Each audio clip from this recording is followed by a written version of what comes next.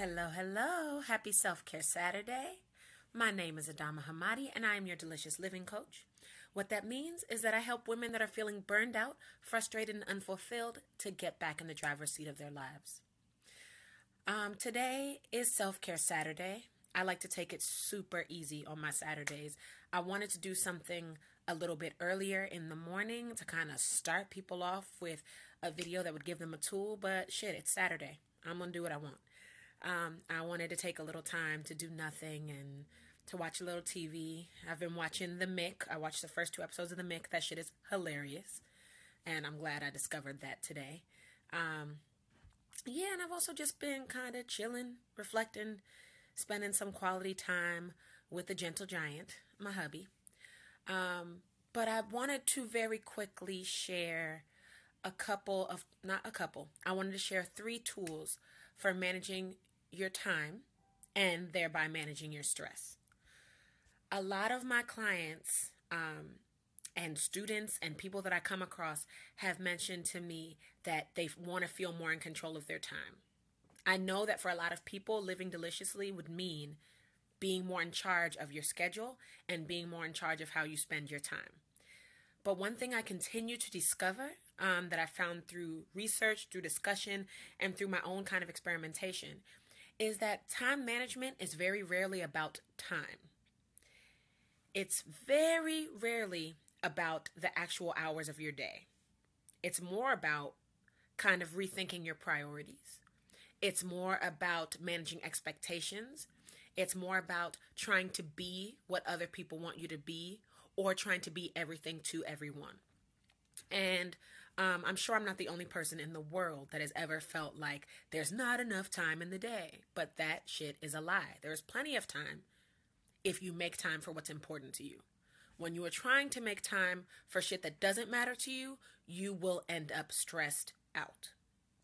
So if you take nothing else away from this, I hope you understand that in order to manage your time, you need to learn how to manage your commitments. And there are 3 tools I have for you on how to do that. Let me make very clear. These tools are simple enough to understand, but can be very difficult to actually implement. But you don't have to do that alone. If after watching this video, you have some questions about how to do this in real life, holla at your girl. We can continue this conversation off of Facebook at dreamleaplive.com. Drop me a comment and let me know if you have any questions, or let me know if you'd like to get on the phone so we can talk about what's getting in the way of you managing your time and doing things that are important for you. dreamleaplive.com. So now let's jump right in. The first tool that I have for you comes from Stephen Covey, and he wrote 7 Habits of Effective People. And he has a tool that is called the Time Management Matrix, right? And what it is you draw a square on a piece of paper. Well, first, you need to write out your to-do list. All the things, all the tasks and projects and assignments that you think you want to get done for the day. That's the very first thing you do. And then you draw a square on a piece of paper. Break the square into quadrants, 4 segments.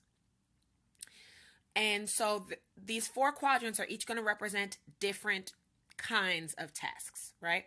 So quadrant 1 is going to be for things that are urgent and important. That is to say, things that are time-bound, that have a specific deadline, and things that matter to you. The second quadrant is going to be for things that are important to you but are not so urgent. The third quadrant is going to be things that are on a specific timeline / are urgent but don't matter that much to you. And the fourth quadrant is going to be for things that are neither urgent nor important. This is a really helpful tool for me to organize my to-do list because I like to think that I have to get everything done in 24 hours, but it takes a lot of stress and pressure away from me when I really learn to practice, when I really practice prioritizing. So that time management matrix is really helpful for me. If you want to see a template of what that looks like, just look up Time Management Matrix on Google. Look up Stephen Covey's Time Management Matrix. That tool has really saved my days. It makes me feel a lot more organized and less stressed.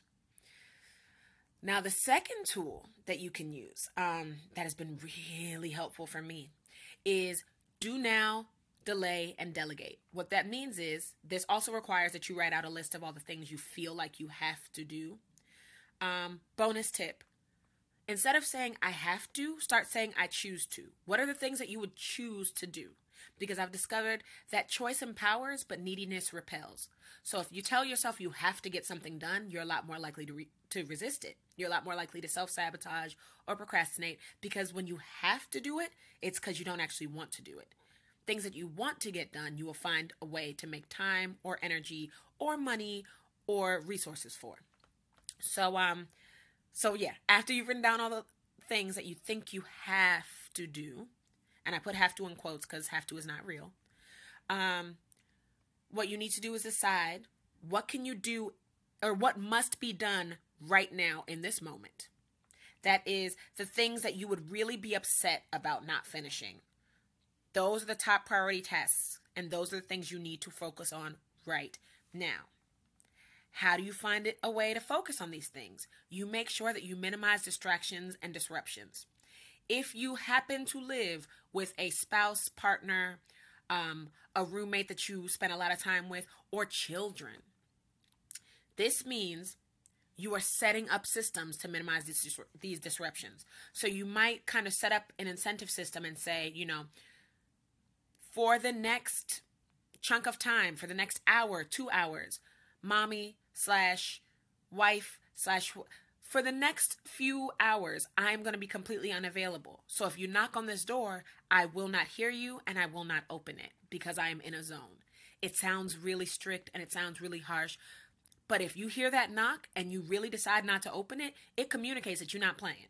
So that is one way you can do that. Another way is to wear headphones, specifically noise canceling headphones. You genuinely won't be able to hear people. If you've already told them during this chunk of time I won't hear you and you're wearing noise canceling headphones, you genuinely will not hear them. There are apps, do not disturb apps that you can put on your phone so that when people call or when an email notification comes up or when a Facebook notification comes up, you are not caught in the moment trying to respond to that because you're not thinking about it.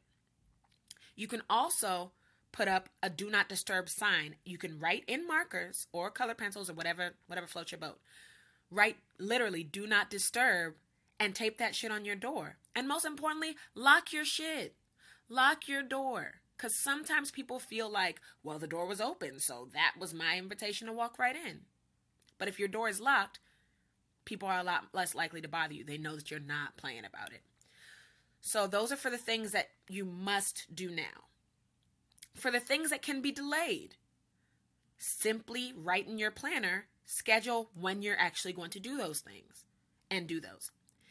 And for the delegate, this is probably the most important and the most difficult for control freaks like me, for people that like to know exactly what's going to happen and that like to do things in their own specific way.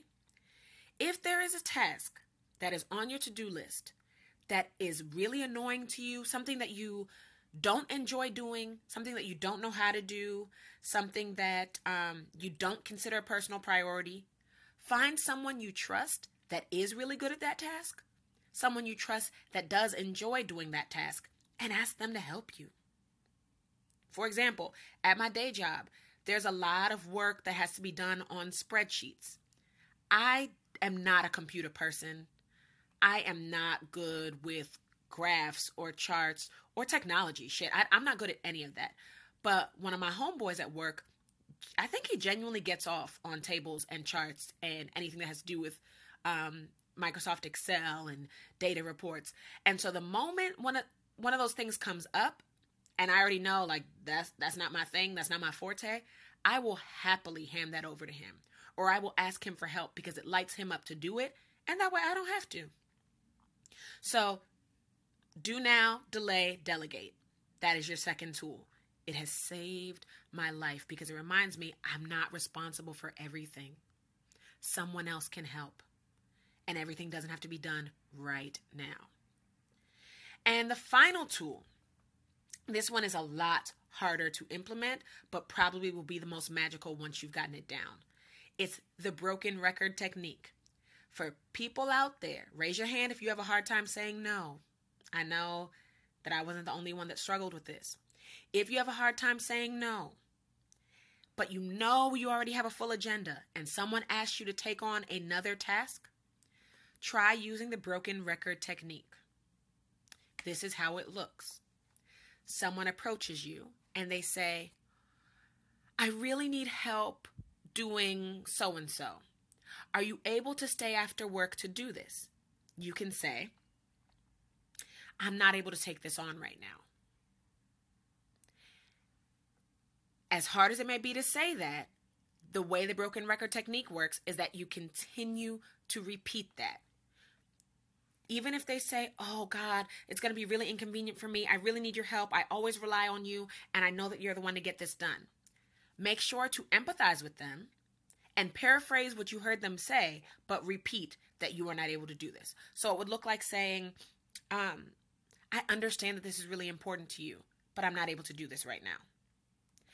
I understand that this poses a problem for you, and I'm unable to do this right now.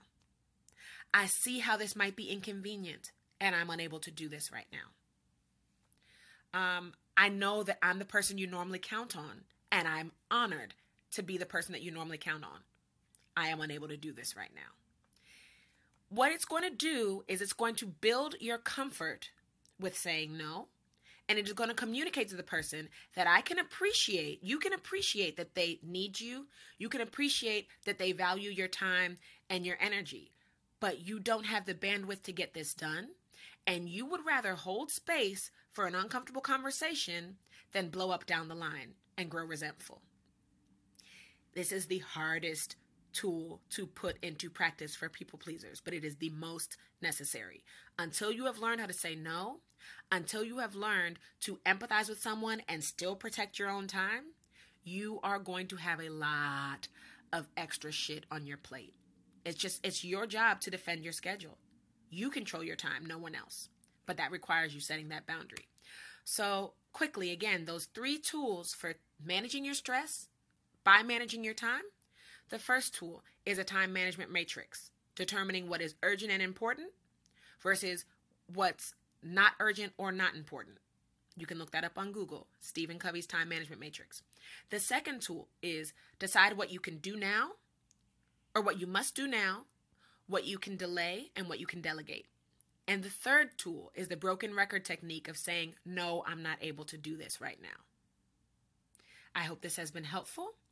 And what I will request of you is that if you nodded your head at least once while watching this video, if you said, damn, I've never tried that, and I think I will, I'm going to ask that you please share this out with somebody else that struggles with time management, struggles with setting boundaries, and really would like to feel more in control of her time or schedule.